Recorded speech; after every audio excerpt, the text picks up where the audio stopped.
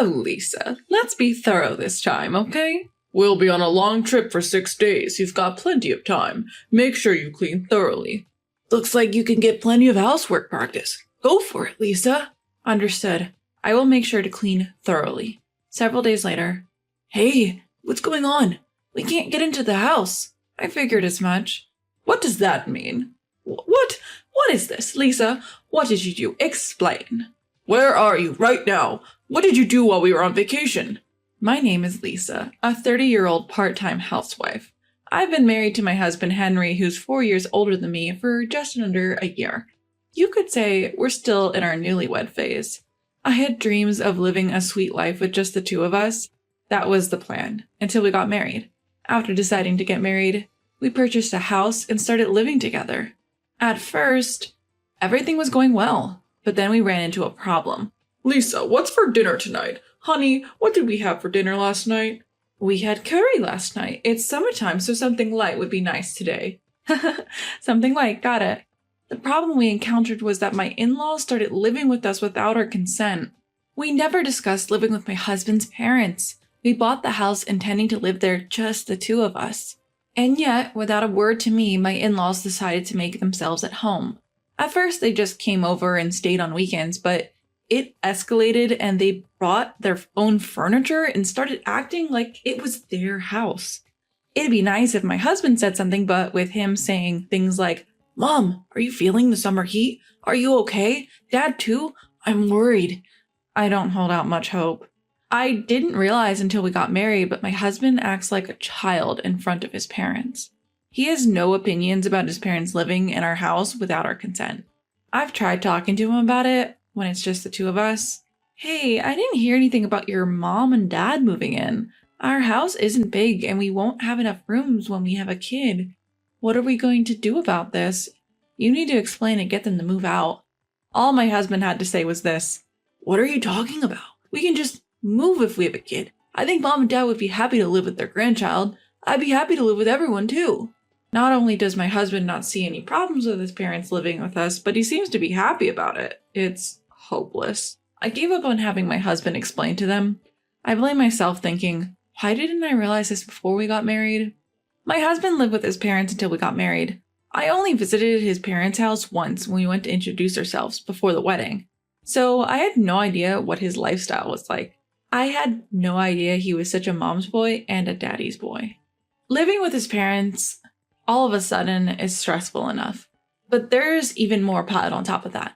Hey, Lisa, there's nothing I can eat for dinner today. Can you make something else? Isn't fish, boiled vegetables, greens, and soup okay? I'm not in the mood for fish. I wanted meat today. My mother-in-law is acting like a princess. She's always had something to complain about, this or that. I don't have any meat right now. Oh, is that so? Let's order delivery then. My mother-in-law started ordering luxurious hors d'oeuvres, not the sort of thing one would usually order on a weekday. It's fine if she wants to splurge with her own money, but... hello. I'll take one of those luxurious hors d'oeuvres. Yes, you can charge it to the usual card. Huh? My mother-in-law had registered my card without my permission. At first, I was shocked, and I asked why she would do such a thing. Because everyone will eat if I order, right? It's everyone's food expense, so it's normal for you to pay, right? She said, brandishing her own theory.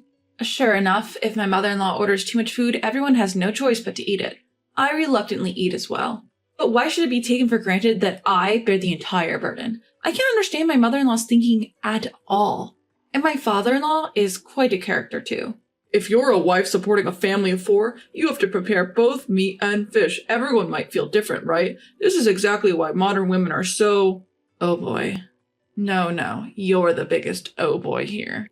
Of course, my father-in-law doesn't scold my mother-in-law for her wins. On the contrary, he seems to agree with her and blame me, pushing his stereotypical views onto me. They are indeed 2 peas in a pod, I suppose. Modern people just can't do the simplest things, can they? It's a real problem. Good thing we have delivery. That's right, there's such a variety of delivery these days. I'd rather have delivery every day than Lisa's home cooking. My in-laws seem to enjoy making fun of me. Even though I'm covering their food and living expenses and even the money for this house, why should I be made fun of? Anger was bubbling up inside me, accumulating. Because my in-laws are in the house, I began to feel that being at work is better. Fortunately, my work was going well and there was talk of a promotion. I was asked if I wanted to be a project leader, and I accepted both. I figured that if I kept busy, my stress from home would lessen. The days when I can't prepare meals have increased, and if my in-laws order delivery, it can't be helped at this point. I prioritized getting away from my in-laws. As a result, my overtime and weekend work increased, but I was lively because there was a sense of fulfillment. Just when I thought I could somehow manage, something happened. On Friday night, I came home after working overtime, and the house was completely dark. It was strange that my husband and in-laws weren't there. It's too early for them to be asleep. As I entered, wondering what was going on, I found a piece of paper on the table. It read, "We're going on a trip. We'll be back on Sunday." What? I hadn't heard anything about a trip. What made me even angrier was that the room was cluttered with delivery containers and bottles of drinks. It's typical for my in-laws and husband not to do housework or tidy up, but they could at least throw away the trash before leaving. I was so angry that I raised my voice. No one was there to hear me. Feeling hollow, I picked up the trash and started cleaning. I sighed as I stuffed the bags with trash. Suddenly a thought crossed my mind. Where the hell did they get the money for a trip? A chill ran down my spine. I opened the banking app on my phone and checked the credit card activity. You've got to be kidding me. A few $1,000s were charged from a company that appeared to be a travel agency. I tried calling my husband in panic, but there was no answer. Holding back my urge to throw the phone in anger, I decided to check my husband's social media accounts, and there it was. Beautiful beach. It's so pretty. A picture of a blue sky and beautiful beach. The people in the photo didn't look American. Could it be? Further snooping revealed that they were in Bali. I had never imagined they'd go on an international trip, and I felt drained. I hate to say it, but my husband's income is hardly substantial. The main source of income is my salary. I have been trying to save as much as possible because I was worried about the future. That was until my in-laws came. The thought of my husband, along with his parents, using my money to have fun at a resort made my anger uncontrollable. All the vague stress I had been feeling started forming into clear words. Why? How? What were they feeling? Until when? Thinking about the future seemed endless. I decided that I needed to do something about this life. My husband and in-laws returned from their trip slightly tanned. I was very irritated seeing them, but I said nothing. We had such a good time. Going abroad is definitely worth it, and the cost for food and stay was cheap too. That's what my in-laws were saying. I held back my urge to ask who they thought was paying for all of this. Let's go again, Dad, Mom. My husband talking with his parents seemed so immature.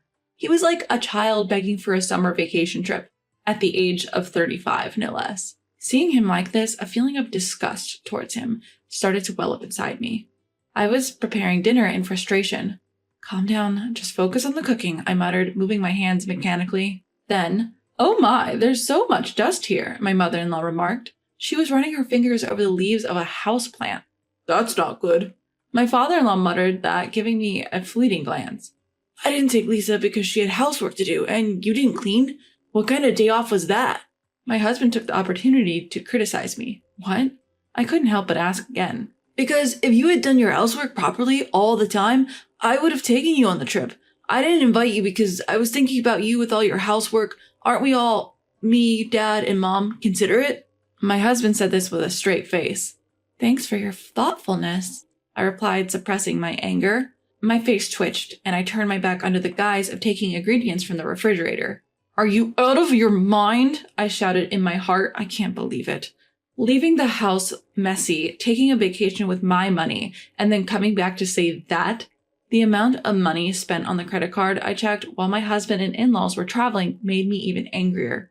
Did they go to a spa or a really nice restaurant? Even for Bali, where the cost for food and stay is relatively low, large payments were constantly added. How much have they spent without my consent so far? I couldn't help thinking about it. 1, 10, 100, 1,000, 10,000. I calculated in my head. Yeah, a couple $1,000s isn't impossible. And considering that they've taken over this entire house, I could estimate even higher. I was totally fed up. Once they got a taste of traveling with my money, my husband and in-laws started going on trips more frequently. My card is being used as a matter of course. But I didn't interfere. For several months, I silently observed the foolish acts of my husband and in-laws. Then one day my mother-in-law said, "We're going to Hawaii. Could you please increase the credit card limit?" "Sure, I understand," I answered. My mother-in-law is completely looking down on me. Does she think I'm some soldier who does whatever she says? Should I buy a new swimsuit? In her ridiculous age, she's flipping through a swimsuit brochure looking excited. Well, she's going to use my money anyway. Just you wait. I glared at my cheerful mother-in-law. She's so engrossed in the brochure, she doesn't even notice. The day my husband and in-laws left for Hawaii, the room was the messiest it had ever been.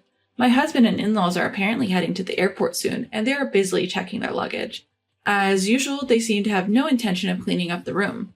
"Oh, Lisa, make sure you do it right this time," my mother-in-law told me. "It's a long trip this time, 6 days, plenty of time. Make sure you clean up well," my father-in-law orders me. "You'll have plenty of time to practice your house chores. Good luck, Lisa," my husband says cluelessly. What is he talking about? Seeing it was about time, all three of them started to rush. Their chatting and leaving looked genuinely fun. Understood, I'll make sure to clean thoroughly.